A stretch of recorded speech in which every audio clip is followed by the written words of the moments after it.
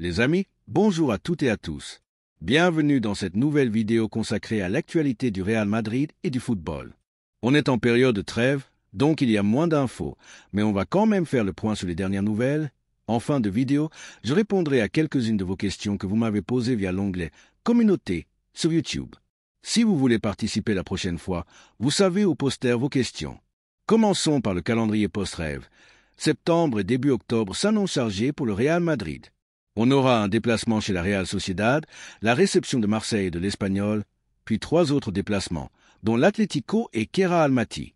Perso, je suis content que le match au Kazakhstan tombe fin septembre, parce que l'hiver là-bas peut vraiment être compliqué pour les organismes. En octobre, ça devient encore plus intense.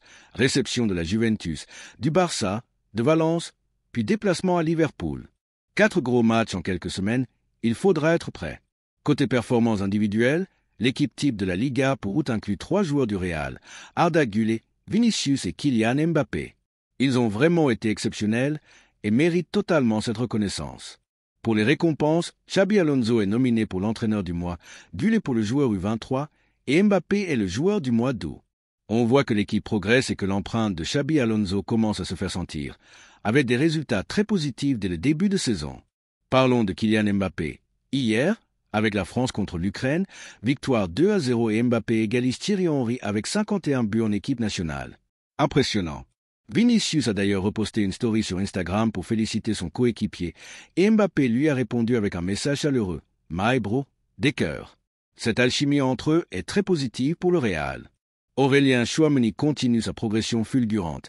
Hier, il a joué 90 minutes, délivré une passe décisive somptueuse pour Mbappé, réalisé 64 passes réussies sur 83, 3 passes clés. 7 duels gagnés sur 10 et 6 tacles. Le Français est une pièce maîtresse dans le système de Xabi Alonso. Côté préparation physique, le staff travaille sur l'amélioration de l'endurance, notamment pour éviter le relâchement en fin de match. Le Real commence à mieux gérer les mi-temps, et on devrait voir encore plus de régularité dans les semaines à venir. Sur le plan financier, le Real Madrid reste le club le plus riche au monde avec 906 millions d'euros de revenus. Merci à Florentino Pérez pour ce travail colossal qui combine excellence sportive et gestion financière intelligente depuis 15 ans. Sportivement, le Real impose également son style. L'équipe est celle qui met le plus de pression après perte de balle en Liga, et ça se voit sur le terrain. Le Barça, à l'inverse, est à la 5e place du classement du pressing, ce qui illustre clairement un début de saison moins intense pour les Catalans.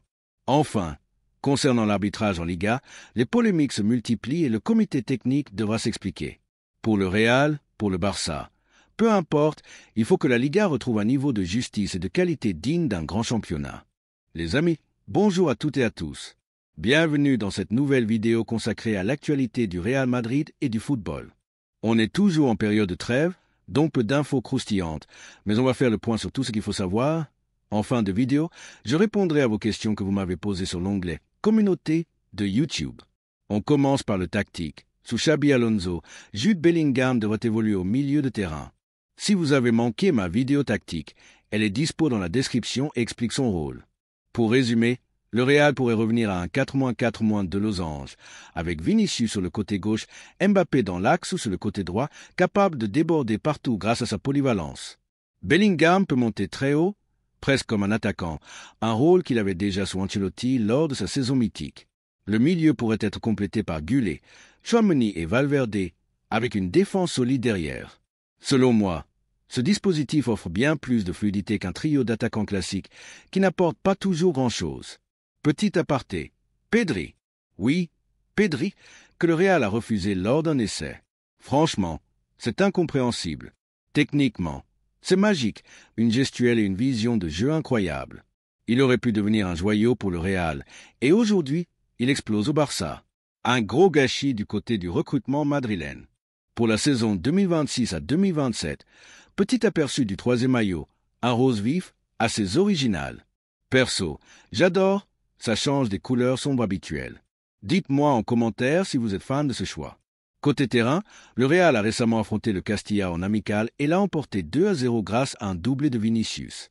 Son retour au top niveau est très encourageant et la concurrence saine avec Rodrigo sur le côté gauche promet de belles choses pour la saison. Xabi Alonso gérera cette rotation et je pense qu'une alternance entre Vinicius et Rodrigo pourrait vraiment dynamiser l'équipe.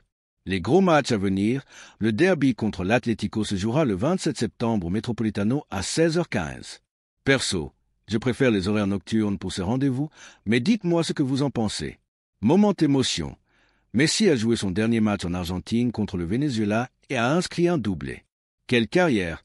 Entre Ronaldo et Messi, on a eu la chance de voir deux extraterrestres sur le terrain. Impossible de les comparer, mais juste à savourer et à remercier pour ce qu'ils ont apporté au football. Côté événements à venir, le tirage au sort de la Coupe du Monde aura lieu le 5 décembre.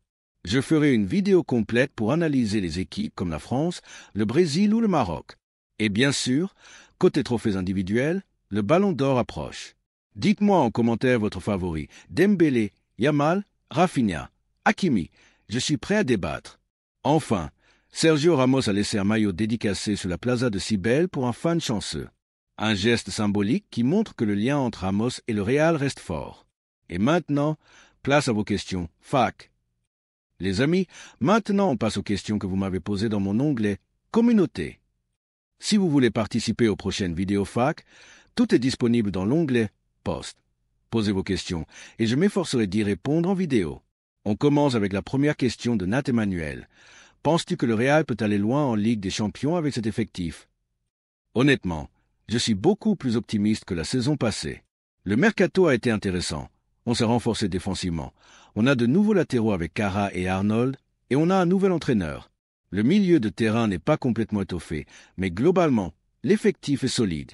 Après, la Ligue des Champions, c'est toujours très compliqué. Il y a énormément de concurrents.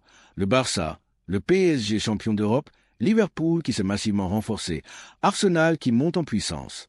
On n'est pas forcément favori, mais le Real Madrid a toujours son mot à dire grâce à son expérience. Tout dépendra du tirage, des parcours et de la régularité des autres équipes. Mais pour moi, on peut aller loin, et je suis bien plus confiant que l'an passé. Deuxième question de Misdino. Es-tu plus confiant pour la Liga ou la C1? Pour moi, je dirais la Liga. C'est là que tu vois vraiment la régularité d'une équipe. Si tu gagnes sur 90% des matchs et que tu perds très peu, tu montres que l'équipe est solide et constante. Bien sûr, les classicos et les derbys seront des tests cruciaux.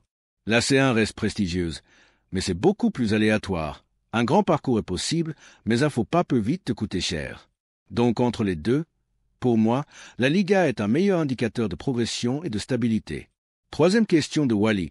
Es-tu optimiste ou pessimiste pour cette saison avec Xabi Alonso? Doit-on accepter une année de transition sans trophée majeur? Merci pour cette question, très intéressante. Je vais la diviser en deux.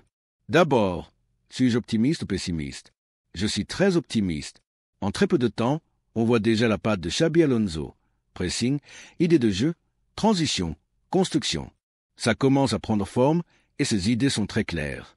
Concernant la patience, oui, il faut accepter que Xabi prenne le temps de mettre en place son système. Une année de transition sans trophée majeur pourrait être nécessaire, mais elle permettra à l'équipe de vraiment se structurer et de progresser durablement. Le potentiel est énorme et la patience sera récompensée à long terme. Il faudra laisser du temps au temps, évidemment. Mais est-ce qu'on peut se permettre une saison complète sans trophée, juste pour évoluer? Personnellement, je ne suis pas totalement d'accord. Même si tu mets en place une belle évolution dans le jeu, gagner des titres reste indispensable. Les trophées sont la preuve concrète que ton travail fonctionne, que l'équipe progresse et qu'elle peut rivaliser avec les gros clubs. Le Real Madrid doit se mesurer aux grands, battre les meilleurs et montrer qu'il peut franchir des paliers. Donc oui, il faut être patient avec Xabi Alonso, laisser son système s'installer progressivement, mais il faudra quand même récolter des titres. Même un PSG comme celui de Wilson a mis 2 ans pour vraiment se structurer et enchaîner avec des idées claires. Alors pour nous, gagner des trophées montrera que la progression est réelle et que le travail est récompensé. Dernière question. Es-tu confiant pour les classicos cette saison? Merci pour la question, surtout venant d'un fan du Barça. Sourions avec bouche ouverte et honnêtement, je suis beaucoup plus confiant qu'à la saison passée. L'an dernier, il y avait un certain désespoir dans l'équipe face au Barça. On se faisait complètement dominer. Cette année, le Real Madrid est plus solide défensivement, encaisse moins et montre une meilleure cohérence grâce au pressing et aux idées de Xabi Alonso. Bien sûr, les classicos restent imprévisibles. Tu peux être au meilleur de ta forme et perdre, ou être loin de ton niveau et gagner. La saison passée, on a vécu ça, même dans nos pires moments. On a failli créer la surprise. Mais cette année, il y a plus de régularité, plus de solidité et une équipe qui commence vraiment à ressembler à quelque chose.